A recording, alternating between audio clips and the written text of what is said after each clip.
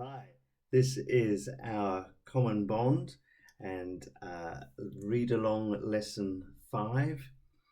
So, hopefully, you have the reading in front of you. And today we're going to be looking at money, Australian currency. So, let's read the first short paragraph together. Our currency depicts people and icons that are important to Australia. The famous Australians chosen to appear on our currency are people who have shown initiative and great talent in the areas of social reform, science, politics, military accomplishment, and the arts.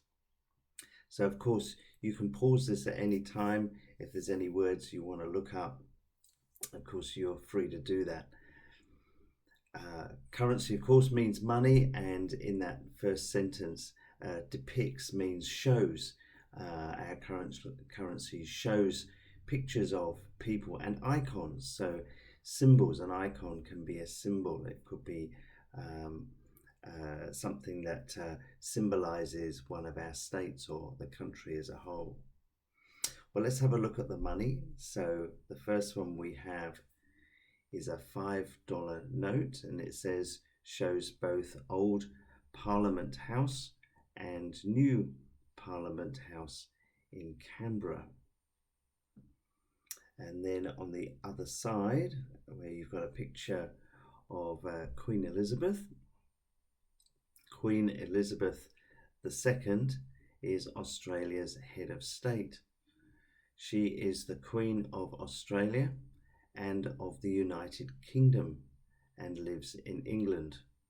She has been a strong, stable presence throughout her long and popular reign.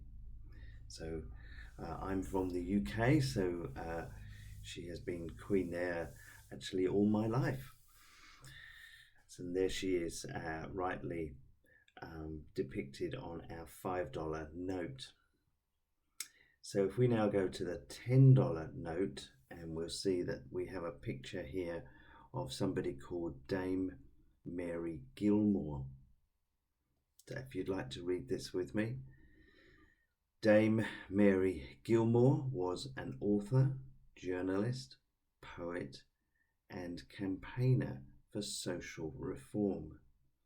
She is remembered for her writing and for speaking on behalf of women, Indigenous Australians, and poor people. And then another person on the back of the $10 note is A.B. or Banjo, as he was known, Paterson. And it says Andrew Barton Paterson was a poet, a songwriter, and a journalist. He wrote under the name Banjo Paterson and is remembered for Waltzing Matilda. I don't know if you've heard that song, the most famous folk song in Australia. Waltzing Matilda, waltzing Matilda. Maybe you've heard that.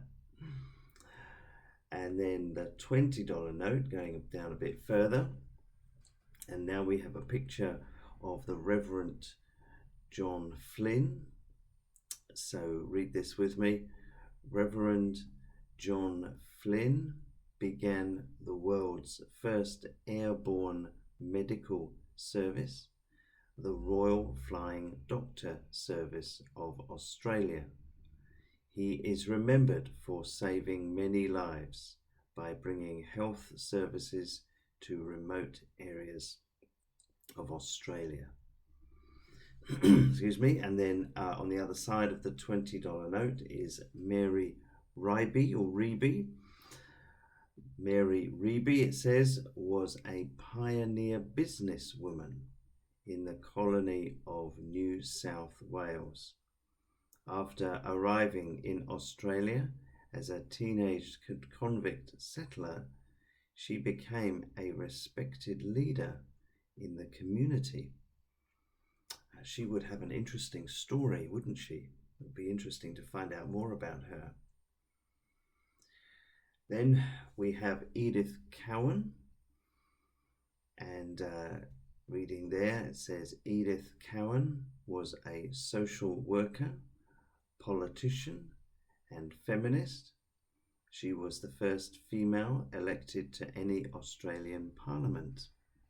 And there's a university named after her, the Edith Cowan University.